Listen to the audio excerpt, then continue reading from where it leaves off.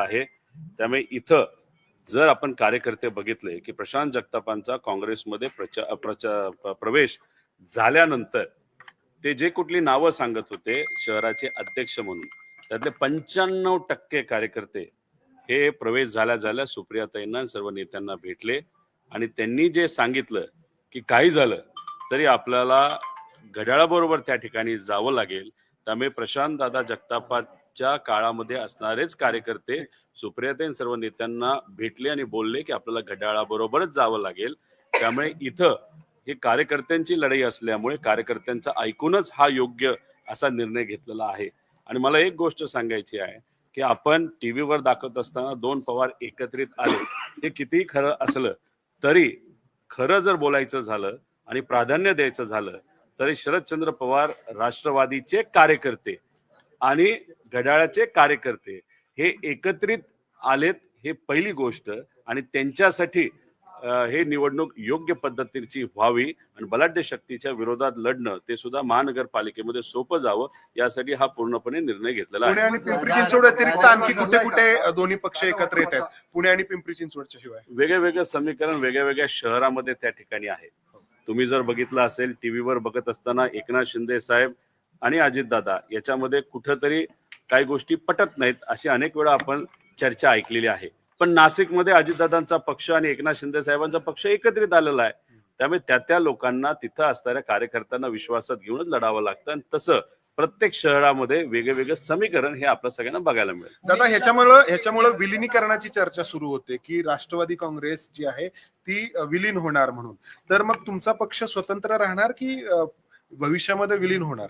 बघा, महानगरपालिकेचे इलेक्शन आज या ठिकाणी आहे आणि विलिनीकरणाचा प्रश्न विषय हा जर चर्चेत तिथं असला असता तर अख्ख्या महाराष्ट्रामध्ये आम्ही युती तिथं केली असती. पण तसं काही झालेलं आपल्याला दिसत नाही. तिथं फक्त पुणे आणि पिंपरी चिंचवड मध्ये तिथं असणाऱ्या कार्यकर्त्यांनी पदाधिकाऱ्यांनी हा घेतलेला निर्णय आहे.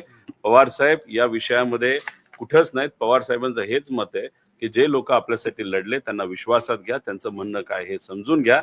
महानगरपालिकेमध्ये कधीही मोठे नेते एवढ्या मोठ्या लेवलला इन्व्हॉल्व्ह झाले नव्हते. पवार साहेबांना पूर्वीच्या काळातली त्या ठिकाणी सवय असल्यामुळे ते म्हणले पदाधिकाऱ्यांना विश्वासात घ्या, ते जे म्हणतील तसं त्या ठिकाणी करा. आणि तसंच वेगळ्या शहरांमध्ये वेगवेगळं समीकरण हे आपल्याला बघायला मिळतंय. पण पुणे आणि पिंपरी चिंचवडमध्ये घड्याळ आणि तुतारी हे एकत्रित लढताना आपल्या सगळ्यांना बघायला उद्या शेवटचा दिवस आहे. म्हणजे आजच खरं तर बऱ्याच गोष्टी फायनल होतील. एबी फॉर्म हे आमच्या पक्षांकडनं आमच्या कार्यकर्त्यांना त्या ठिकाणी दिले जातील, घड्याळकडनं घड्याळच्या कार्यकर्त्यांना दिले जातील आणि उद्या दुपारी आपल्या सगळ्यांना किती जागा आम्हाला मिळाल्या याच्याबद्दल स्पष्टपणे काही गोष्टी जागा वाटपाचा फॉर्म्युला ठरलेला नाही ठरलेला आहे. तो फक्त प्रेसला सांगितलंच पाहिजे असं कुठं सांगितलेलं नाही.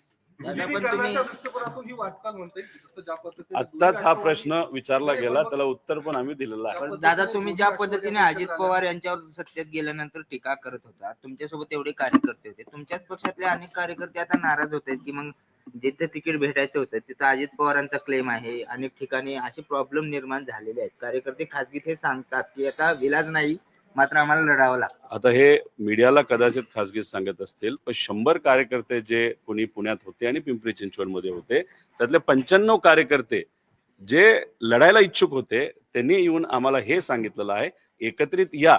त्यामुळे तुमच्याकडे 5च आले असतील पण 95 आमच्याकडे आले 100 पैकी. आणि त्यांच्यासाठी ही निवडणूक महत्वाची असल्यामुळे आणि त्यांना निवडून आणणं हे महत्वाचं असल्यामुळे त्या ठिकाणी तो निर्णय त्यांना विश्वासात घेऊन घेतलेला आहे. आता मीडिया जे बघत होता की शनिवारपर्यंत आपल्या पक्षाचे लोक महाविकास आघाडीमध्ये होते. काल बारामतीमध्ये जेव्हा तुम्ही लोक एकत्र आला तेव्हा हा बदल झालेला आहे. तर बारामतीमध्ये काही चर्चा झाली तुमची, दादांची?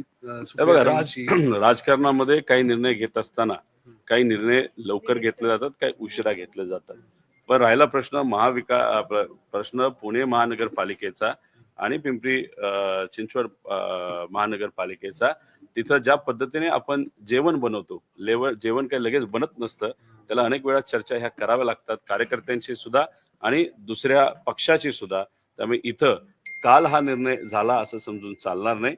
हे अनेक दिवस विविध चर्चा करून कार्यकर्त्यांशी चर्चा करून हा निर्णय त्या ठिकाणी घेतला गेला. महानगरपालिकेनंतर जर तुमची सत्ता आली दोन्ही राष्ट्रवादी तर तुम्ही महायुती सोबत जाणार नाहीत का? म्हणजे ठाम असणार आहे का या सगळ्या गोष्टी? पुणे महानगरपालिकेचे प्रश्न वेगळे आहेत, पिंपरी चिंचवडचे हे वेगळे आहेत. महानगरपालिकेचं इलेक्शन का महत्वाचं असतं, कारण या दोन्ही महानगरपालिकेला एक स्वतंत्र बजेट असतं. त्या बजेटच्या माध्यमातून तिथे असणाऱ्या लोकांना आपल्याला सेवा द्यायची असते. स्वतःचं बजेट असल्यामुळे तसं बघितलं तर खूप काय आपण राज्य सरकारवर अवलंबून नसतो. त्यामुळे इथं ते बजेट योग्य पद्धतीने लोकांच्या हितासाठी हे वापरलं जावं. त्याच्यामध्ये आपण बघितलं तर बरेच प्रश्न असतात, ट्रॅफिक, पाणी, गटर, कचरा, असे विविध प्रश्न त्याच्यामध्ये असतात. घरपट्टी, पाणीपट्टी, तिथं असणाऱ्या काही अडचणी. त्यामुळे लोकांसाठी आम्ही इथं एकत्रित आलेलो आहे. कारण इथं ज्या लोकांची सत्ता लोकली होती, पुणे महानगरपालिका आणि पिंपरी चिंचवड महानगरपालिका, तिथं योग्य पद्धतीचं काम केलं गेलं नाही असं लोकांचं मत आहे.